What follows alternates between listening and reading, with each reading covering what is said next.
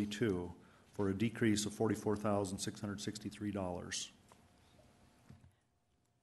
Move to approve for discussion. Okay. Second by Richie Nordstrom.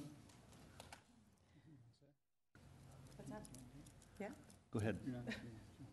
Okay. A little bit of confusion here. I'm in new territory. I don't usually have a lot of questions about public works, but I'd like to direct a question to Dale Tech, and these are some good things I'm going to ask about. We're having a decrease in the budget, but I noticed on number 4 in particular that we have a savings of $44,000 because the sidewalk was eliminated. Is that what I was reading, or is that not true? I mean, am I misconstruing what was in the budget there?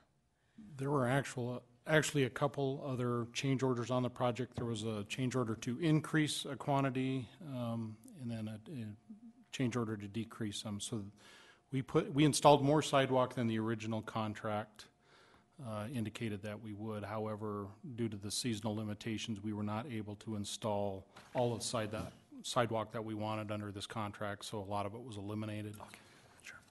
So that's the reason you see the amount of savings per this change order. So eliminated permanently, or it's on hold? No, it'll be on next year's project then. Okay, thank you. And do we need to take a vote on that then? Okay, all right. Yeah. Okay, so we have a motion. That's the end of my questions. So we have a motion and a second to approve item number 4. All in favor of that motion, say aye. Aye. All opposed, say no. Motion carries. Item number 5, Charity Doyle. Thank you, Mayor. Item number 5 is to approve change order number 1F for mainline contracting for Longview Road Water Transmission Main Extension for a decrease of $54,683.76. And make a motion to approve. Second. Okay, second by Steve Laurenti. Darla Drew. once again, my question to Dale Tech. I was reading through the budget, and it seems like we're, once again, this is new territory for me, removing a silt fence, so you're not having as much protection for the area, and it's less expensive. Is that what's going on? Yes, you may. Dale Tech, go ahead. Okay, sorry about that, Mayor.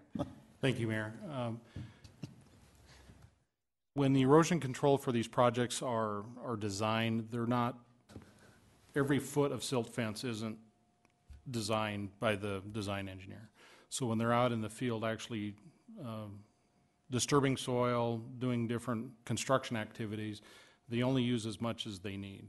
In this case, the contractor took very good care of the amount of area disturbed, and only about half the quantity of silt fence was needed as was originally planned for in the project. Therefore, there was a deduct of about $23,000, which was about half the original budget for that line item. And so even with the unusual runoff that we had this spring, you would still consider this a good move? Yes. Okay, all right. No more questions. Okay, we have a motion and a second for approval on item number 5. All those in favor of that motion say aye. Aye. All opposed say no. Okay, motion passes. On to item number 7.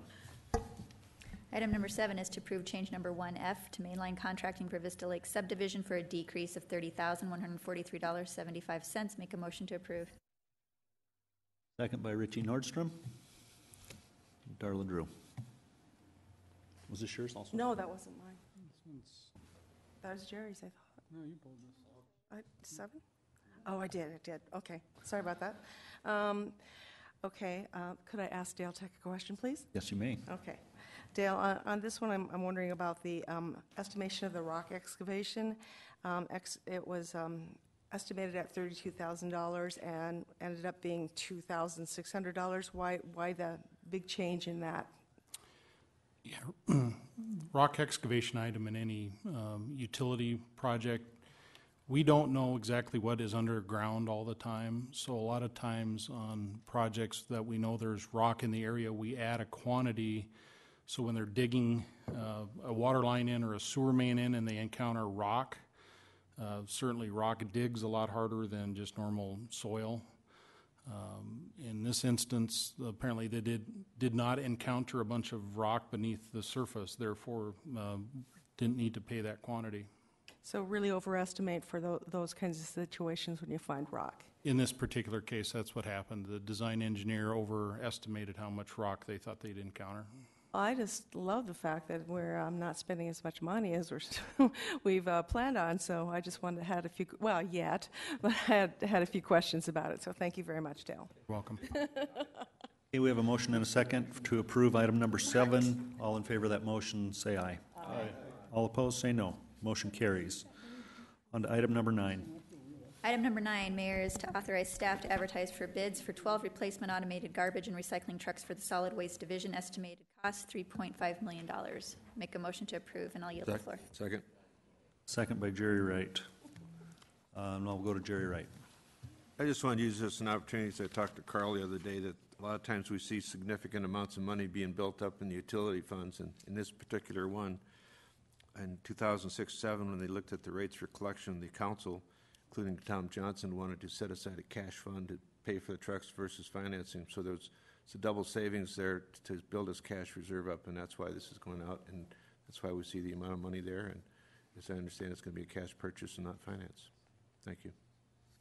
Okay, thank you. We have a motion and a second to approve number 9. All in favor of that motion, say aye. Aye. All opposed, say no. Motion carries. Now on to item 19.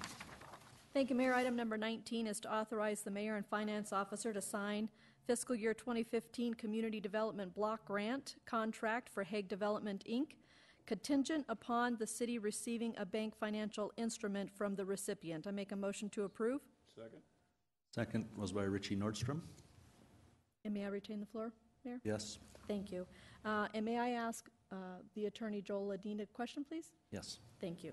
And Joel, this contingency is, as I was asking you before, it's pretty much the bank has said they're going to produce the document. They just have a process that they have to cross the T's and dot the I's before they can produce the security from the bank? That's correct. We have a letter from the bank indicating they're going to issue this letter of credit to cover the amount we're worried about, and we're just waiting for them to actually deliver it. So the contingency is that once we actually have it delivered into our possession, we can let the mayor and the finance officer sign it, and it'll be approved without having to keep continuing this item until we actually have it in hand. Thank you, and thank you, Mayor. Okay, now we'll go to Steve Laurenti. Thank you, Mayor. And Barb, if you could approach the podium, I'd greatly appreciate it.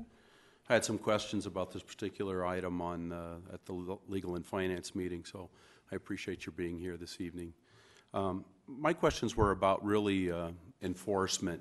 I understand this is some money that needs to be spent. It's a grant, a federal grant, to help spur on development for low to moderately, to moderate income types of housing.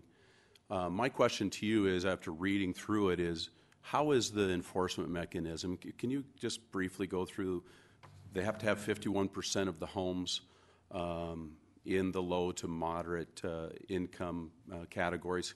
How is that enforcement, or how do we make sure that that is what happens in this development? If you can speak about that.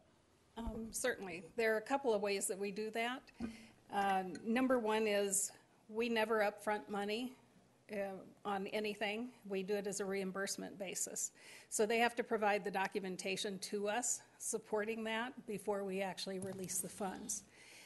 So that's the first way. The second way is, depending on what kind of housing he's doing, there are different instruments that we use. If it's a rental unit, and he's going to designate a certain number of those units. So let's say his first one's going to be 100 apartment units. 51 of them would be for low-income people. We only have to verify the incomes of those 51 units. We don't have to verify all 100 units. We just have to show 51% of them are low income. And in doing that, what he would have to do is get documentation from those people. The burden due to our contract is on him to get those things, or whoever he subs with to manage them. The burden is also on me to verify that he has those things both when he's submitting his draws, and then again, we do audits. I'm tasked with going out and actually auditing his files and making sure he has all the correct documentation in there to support what we're funding. So we have a different mechanism there.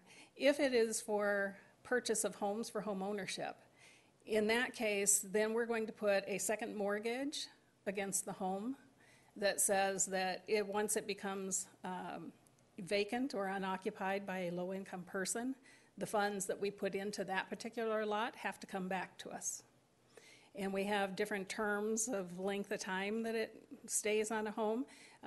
Right now, if it's over $10,000, it's 30 years that house would have to. If it sells at any time in that 30 years, our $10,000 comes back to us if that's how much we gave on that lot, or 25 or whatever it is.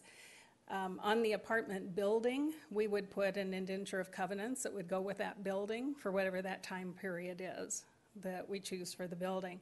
And that's based on how much money we give him. You know, if we only give him $7,000 per unit, we don't necessarily need to go out 30 years on that, it'd be 15. So we have it set up and it's in the contract, you know, those price delineations. We can also alter those at any time. As a council, we can make a decision on, you know, different time links. Right now, the larger sums of money, home funds and all, are usually going out 40 years now. They've extended their time frame. It just depends on how much we have in individual projects. In his in particular, we're asking him to break it down into phases to where we aren't in it the whole way for the whole thing necessarily. It's whenever our money comes in. And in this very first part, we're doing design and engineering costs. There is some risk to the city if the project doesn't go forward and he doesn't ever produce any affordable housing. And that's where this letter, the irrevocable letter of credit, why we are asking for that, is that at that point we would have to pay the funds back that we're allocating him in this, the $120,000. So that's going to protect the city. Should he find out he can't get a TIF, he can't move forward, or there's some major environmental problem with that property that's unknown at this time, and he can't go forward, then that letter of credit would pay us back and we would pay HUD back. Right. I appreciate the information. Thank you very much. Sure. I yield.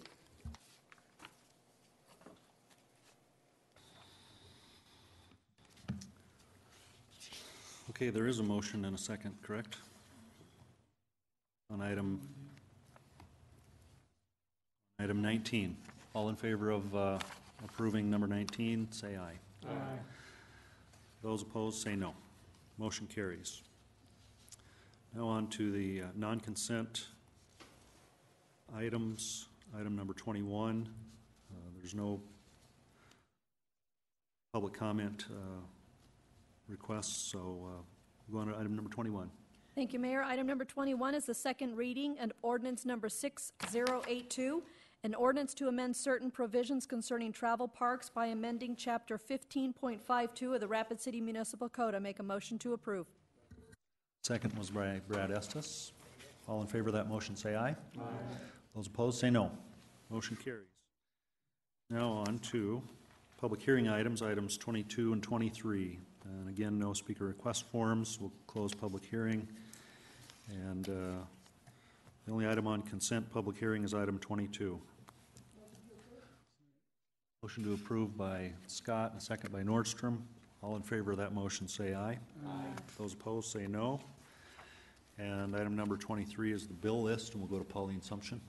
Thank you, Mr. Mayor. There are no changes to the bill list, so the total is that which is attached at $7,487,024.40. Move to approve by Laurenti and a second by Nordstrom. All in favor of that motion, say aye. Aye. Those opposed, say no. Motion carries. Our motion to adjourn? Second. Scott and Drew. Motion and second. All in favor, say aye. Aye. Opposed? Motion carries. Good night. Thank you.